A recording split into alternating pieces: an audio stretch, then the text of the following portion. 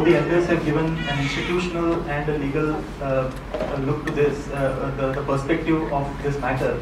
I would like to give a couple of personal anecdotes here. I have narrated this. Some of you must have heard the audio recording of that speech which I had made in Boston, in LA. I had not spoken the name at that point of time of the people involved. It was in Vrindavan. Bhagwan was sitting in his chula. I was sitting on this side.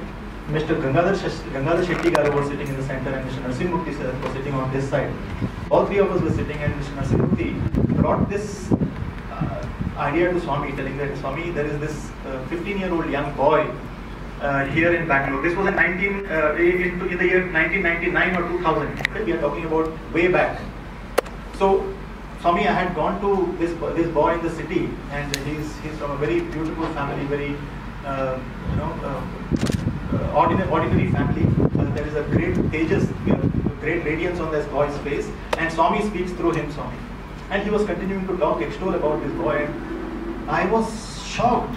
Firstly, that Swami was sitting silently and listening to the whole thing, and then with the intensity of Swami's rebuke, the intensity with which Swami shouted or spoke, put this thing down. Said, do you have any common sense or not?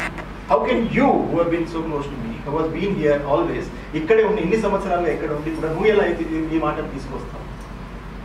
spite of so many years that you have spent in front of me, how can you bring this kind of matter in front of me? Why should I enter somebody's dirty body? Why should I enter somebody's dirty body to communicate? If I have to speak to somebody else, I will speak directly. This is the first incident in 1999 or 2000, I don't remember the date. 25th of April 2011. The whole world was in mourning. I was rudderless, I was crestfallen. I did not know where the world had disappeared under my feet. I was sitting in a room in West Prashanti, and one boy comes to me, Sathya, did Swami give you a message? I said, what are you talking about? No. Madhu is standing down, and he is telling me that Swami has given him a message, that I should go and meet Sathya first, and after 5 minutes, Swami would give a message to Sathya, and then Madhu should come and meet me. I told this boy, telling that, you see, if that person wants to come, you let him come and speak. I don't know what he's talking about. Madhu comes to me, and he gives me an elaborate story about how the following morning Swami is going to open his eyes. That's the hope of each one of us. That's the hope of each one of us. See how people play with hope, play with the emotions of people. Every one of us wanted that to happen. And this boy tells that, there are 4 screws on the casket. My blood boils when I think back of that incident. How people have been manipulating. Swami has told me that I have to open the casket. I have to wrap Swami's body in a blanket, the ice cold. These are the things that this boy is talking to me in West Prashanti. And he says that Swami has given instructions that I should be seated on the right side of the head, my brother should be seated on the left side of the head, so-and-so should be seated on the right side of the foot, so-and-so should be seated on the left side of the foot, and we are the four whom Swami has told to instructed to open and do this. On 25th of April, you're planning for a future? Is this the basis in which the organization is going to function, and is this how we are going to function? On 9th or 10th of May, that was the first time that I ventured out of the room. For 15 days I was sitting inside the room. My brothers were bringing food for me inside. I had not stepped out. With great courage, I started moving out. In front of the Western canteen, Mr. Narsimurti comes in front of me. Now, at that point of time, you are searching for solace from any corner. You are searching for a shoulder to cry on.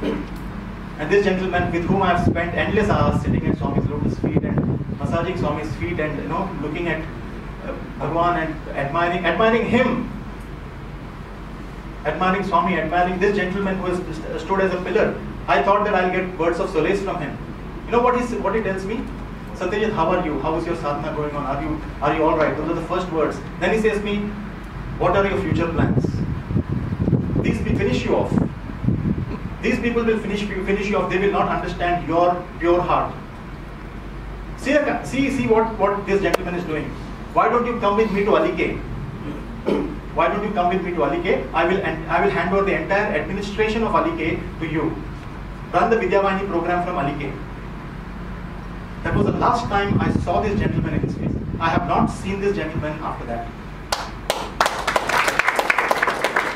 In 15 days after the Samadhi, he is trying to unplug people from Prashanti Nilayam. And you say that they are not destabilizing Prashanti Nilayam? That their goal is to create something on their own? No.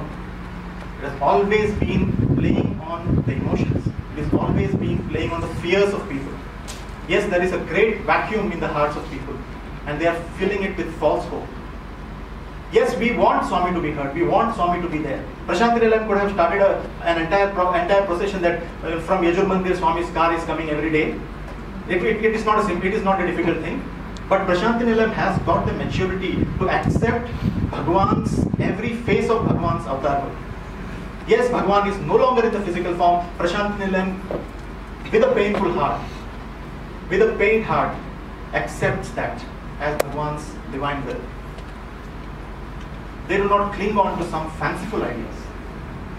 They do not try to create a sense of false hope. Yes, we always want Bhagwan. 2000 years, Christians are still waiting for the resurrection.